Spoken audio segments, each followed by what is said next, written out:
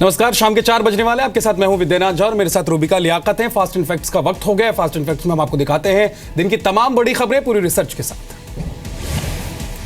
Note ban के खिलाफ विपक्ष का आक्रोश दिवस बेअसर साबित हुआ है। देश की ज्यादातर जगहों पर लोग रोज की तरह कामकाज के लिए निकले।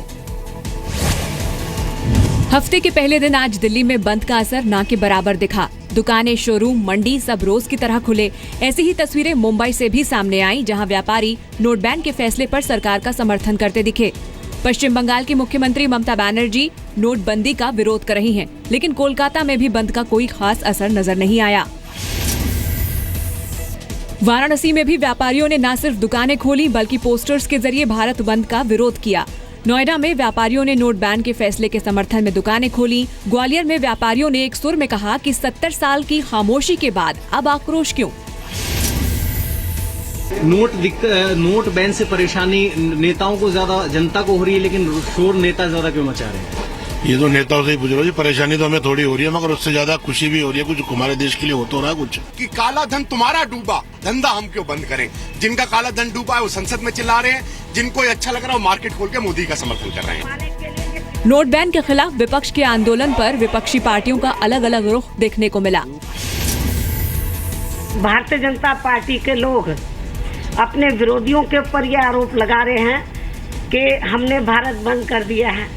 प्रधानमंत्री श्री नरेंद्र मोदी ने भारत बंद तो खुद ही कर दिया है, इसके लिए हमारी पार्टी जिम्मेवार नहीं है।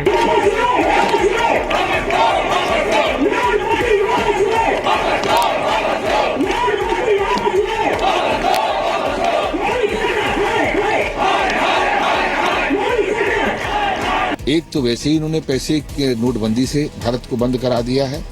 अब वो अपनी वाणी से कह के कि भारत बंद, ये लोगों के अंदर स्केयर पैदा कर रहे हैं। बिहार में प्रदर्शनकारियों ने कुछ जगह ट्रेनें रोकी, वहीं यूपी में बंद का छिटपुट असर रहा।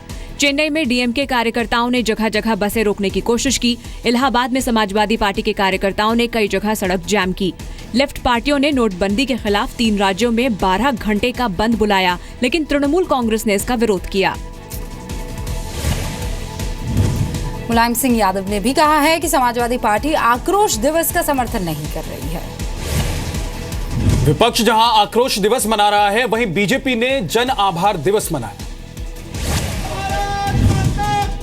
नागपुर में बीजेपी कार्यकर्ताओं ने दुकानों में जाकर आक्रोश दिवस में शामिल न होने वाले दुकानदारों को शुक्रिया कहा।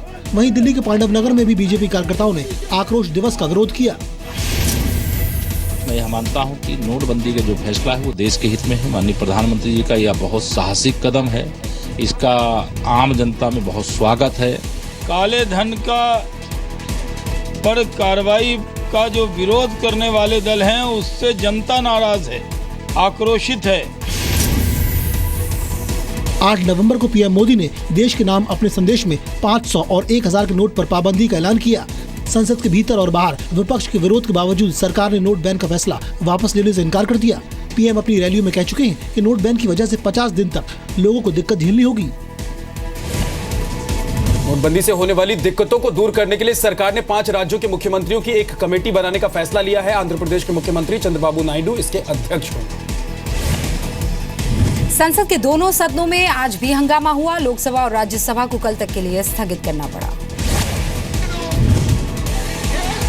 2 दिन की छुट्टी के बाद संसद में आज के दिन की शुरुआत भी हंगामे से हुई। विपक्ष प्रधानमंत्री की मौजूदगी में नोट बैन पर चर्चा की मांग करता रहा। सरकार की तरफ से भरोसा दिया गया कि पीएम चर्चा में जरूर शामिल होंगे।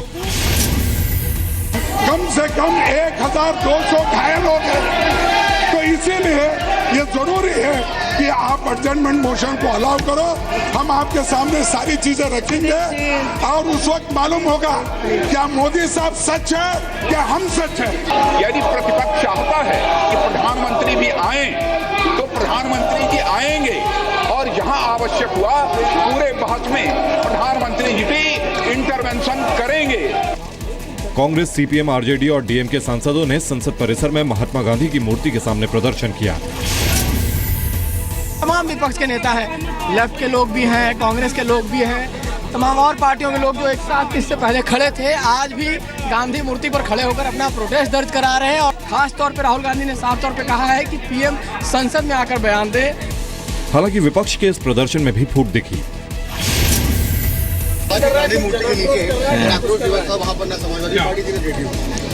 ऐसा है, वहाँ हमें होना भी नहीं था। मैं सुबह मीटिंग हुई थी, उस वक्त ये चीज डिसाइड नहीं हुई थी कि गांधी जी की मूर्ति के पास बैठा जाएगा। We were in the dark. Why should we go there? हंगामे की वजह से 16 नवंबर से शुरू हुए शीतकालीन सत्र में अब तक कोई कामकाज नहीं हो सका है। विपक्ष की मांग है कि पीएम मोदी चर्चा के दौरान पूरे वक्त मौजूद रहें। विपक्ष नोट बैन के फैसले की जांच संयुक्त संसदीय समिति से कराने की मांग कर रहा है। संसद में विपक्ष के हंगामे की वजह से 100 करोड़ रुपए से ज्यादा का नुकसान हो चुका है।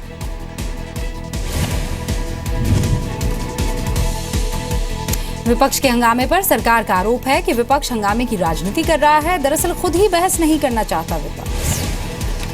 वित्त मंत्री अरुण जेटली ने आज लोकसभा में आयकर संशोधन विधेयक पेश किया। विपक्ष के भारी हंगामे और शोर शराबे के बीच वित्त मंत्री अरुण जेटली ने 2 बजे के बाद आयकर संशोधन विधेयक पेश किया। Madam Speaker, I rise to move for leave of the House to introduce the Taxation Laws Second Amendment Bill 2016 listed in today's supplementary list of business. IT amendment act में 2 नए प्रावधान शामिल किए गए हैं। पहला प्रावधान है कि स्वेच्छा से कालाधन घोषित करने पर 50% जुर्माना लगेगा। 25% रकम 4 साल के लिए लॉक कर दी जाएगी। बाकी 25% रकम को तुरंत निकाला जा सकेगा। कालाधन साबित होने पर 60% टैक्स और जुर्माना देना होगा। टैक्स और जुर्माना मिलाकर 90% तक अघोषित रकम देनी होगी।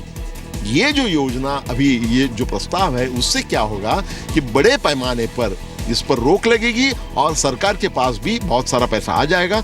30% टैक्स की इनकम के हिसाब से 10% जो रहेगा वो इसके हिसाब से पेनल्टी के हिसाब से। 8 नवंबर को नोटबंदी के ऐलान के बाद हुए लेन देन पर भी कानून लागू होगा। नोटबंदी के बाद से बैंकों के पास करीब 6,50,000 करोड़ रुपए जमा हो चुके हैं। नोट बैन के बाद जनधन खातों में 72,000 करोड़ रुपए से ज्यादा रकम जमा हो चुके हैं। माना जा रहा है कि इस रकम का बड़ा हिस्सा काला धन हो सकता है। नोट बैन को लेकर प्रदर्शन के दौरान आज बिहार के महागठबंधन में शामिल पार्टियों के बीच दूरी दिखी। महागठबंधन में शामिल आरजेडी और कांग्रेस के कार्यकर्ताओं ने नोटबंदी के खिलाफ प्रदर्शन किया, लेकिन जेडीयू इसमें शामिल नहीं हुई। कांग्रेस कार्यकर्ताओं ने पटना में जन आक्रोश मार्च निकालकर नोट बैन के फैसले का विरोध किया। दूसरी तरफ आरजेडी और कांग्रेस कार्यकर्ता समस्तीपुर में गुंडागर्दी पर उतर आए। आरजेडी कार्यकर्ताओं ने विरोध करने पर छात्रों को पीटा। नीतीश जी गलत किए कि सही किए? अभी हम नहीं जानते, उनका पार्टी का मामला है, ये हमारा पार्टी का मामला है। राजनीतिक दल का अलग अलग अपना अपना कार्यक्रम है, उस हिसाब से अपनी रणनीति राजनीति दल तय करता है और उसके हिसाब से आगे चलती है। मुख्यमंत्री के सवाल पे नीतीश कुमार जी का रुख सकारात्मक रहा है, लेकिन सवाल ये पैदा जरूर होता है कि सरकार वो चला रहे हैं और वैसे लोगों के साथ मिलकर सरकार चला रहे हैं जो लोग नोटबंदी के खिलाफ हैं, जो लोग कालाधन के खिलाफ हैं, कालाधन के साथ हैं, लोग उनके साथ चला रहे हैं। इसका जवाब भी उन्हीं को देना पड़ेगा। जेडीयू नोटबंदी के फैसले का समर्थन कर रही है, जबकि कांग्रेस और आरजेडी विरोध। जेडीयू ने नोटबंदी के खिलाफ आक्रोश दिवस में भी शामिल होने से इनकार कर दिया। नोटबंदी पर नीतीश के समर्थन पर बीजेपी अध्यक्ष अमित शाह ने उन्हें धन्यवाद दिया। कहा यह भी जा रहा है कि नीतीश के फैसले से नाराज आरजेडी अध्यक्ष लालू प्रसाद यादव ने कांग्रेस अध्यक्ष सोनिया गांधी से फोन पर बात की है। पंजाब के नामा की जेल से फरार खालिस्तानी आतंकी हरमिंदर सिंह मिंटू को गिरफ्तार कर लिया गया है। दिल्ली पुलिस के स्पेशल सेल ने बीती रात दिल्ली के निजामुद्दीन स्टेशन की पार्किंग से हरमिंदर सिंह मिंटू को गिरफ्तार किया। गिरफ्तारी के वक्त मिंटू ट्रेन के जरिए नवी मुंबई के पनवेल जाने की फिराक में था। पनवेल से वो गोवा जाना चाहता था। ये हरमिंदर सिंह मिंटू जो था, ये अपने बाल ट्रिम कर चुका था, अपनी बियर्ड। इसका प्लान था यहाँ से मुंबई, दिल्ली से और मुंबई के बाद गोवा, और गोवा से एस्केप करना चाहता था in due course of time. Mintu का एक साथी कश्मीर सिंह फरार है, उसकी तलाश की जा रही है। इस बीच यूपी की शामली से गिरफ्तार जेल ब्रेक के मास्टरमाइंड परमिंदर के पास से काफी हथियार बरामद किए गए हैं।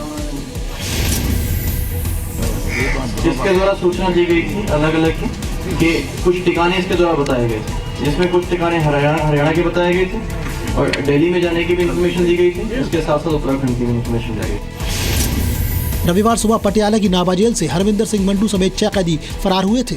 4 गाड़ियों में करीब 10 हथियारबंद बदमाश पुलिस की वर्दी पहनकर फायरिंग करते हुए नावा जेल में घुसे। 47 साल का हरविंदर सिंह मिंटू खालिस्तान लिबरेशन फोर्स का चीफ है। आतंक से जुड़े 10 मामलों में मिंटू आरोपी है। मिंटू के साथ फरार एक और कैदी भी पकड़ा गया है, लेकिन बाकी 4 और कैदियों का अभी तक कोई सुराग नहीं मिला है। गलत ट्वीट को लेकर एक बार फिर दिल्ली के मुख्यमंत्री अरविंद केजरीवाल की किरकिरी हो गई है। अरविंद केजरीवाल ने आज सुबह सुनी सुनाई बातों के आधार पर केंद्रीय मंत्री और बीजेपी सांसद महेश शर्मा से एक ही ट्वीट में 3 सवाल दाग दिए। भाजपा सांसद महेश शर्मा की बेटी की शादी है, क्या सारी चेक से पेमेंट कर रहे हैं? क्या 2.5 लाख रुपए में शादी कर रहे हैं? उनके नोट कैसे बदल गए? लेकिन केजरीवाल की जानकारी गलत निकली। शादी महेश शर्मा की बेटी की नहीं बल्कि बेटे की है। महेश शर्मा ने ट्विटर पर ही केजरीवाल को जवाब दिया, अपनी जानकारी सही करिए, मेरे बेटे की शादी है। जी हाँ, सभी पेमेंट बैंक के माध्यम से की जा रही है।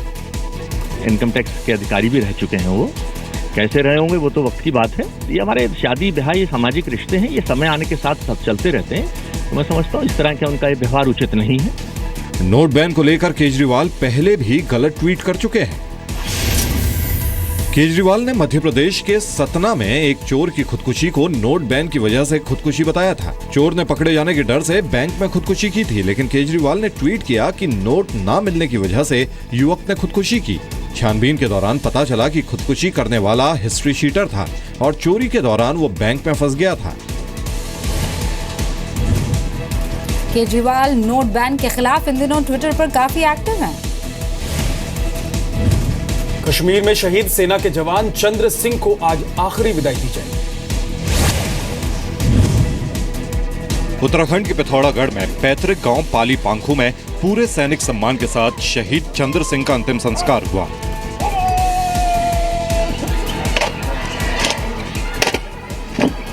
शहीद को विदाई देने के लिए हजारों लोग इकट्ठा हुए। पाकिस्तान मुर्दाबाद के नारों के बीच लोगों ने शहीद को विदा किया। 13 राष्ट्रीय राइफल्स के जवान चंद्र सिंह कश्मीर के बांदीपुर में आतंकियों के साथ मुठभेड़ के दौरान शहीद हुए थे। चंद्र सिंह सेना के कुमाऊं स्काउट्स में तैनात थे। हाल ही में 13 राष्ट्रीय राइफल्स में शामिल हुए थे। 38 साल की उम्र में शहीद हुए चंद्र सिंह की 2 बेटियां हैं। बड़ी बेटी 9 साल की है जबकि छोटी बेटी 6 साल की है। मधेपुरा के जिस एनकाउंटर में चंद्र सिंह शहीद हुए थे उसमें 2 आतंकी भी मारे गए थे।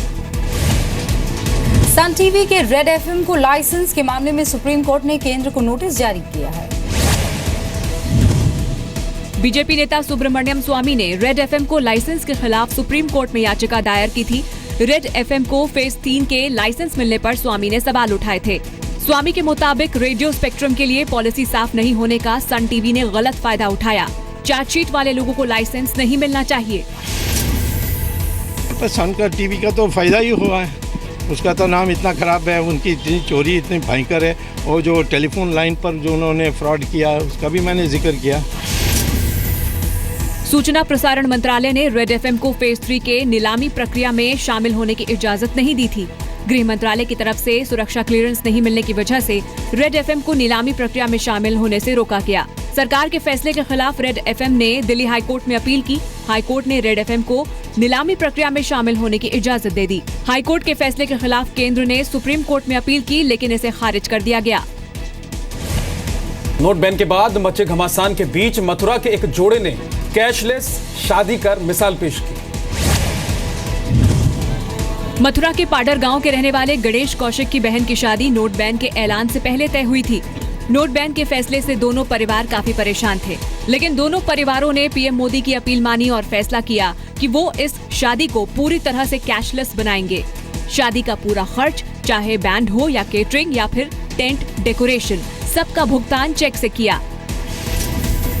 जैसे टेंट की पेमेंट हो गई, कैटरिंग की पेमेंट हो गई, बैंड वालों की पेमेंट हो गई, डीजे वालों की पेमेंट हो गई।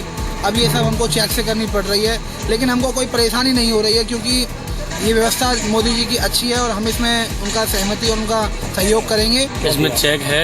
आज मेरी साली की शादी है, तो शादी में नोटबंदी की वजह से थोड़ी दिक्कत हो रही थी पैसों की, क्योंकि 500 के नोट तो बंद है इस समय।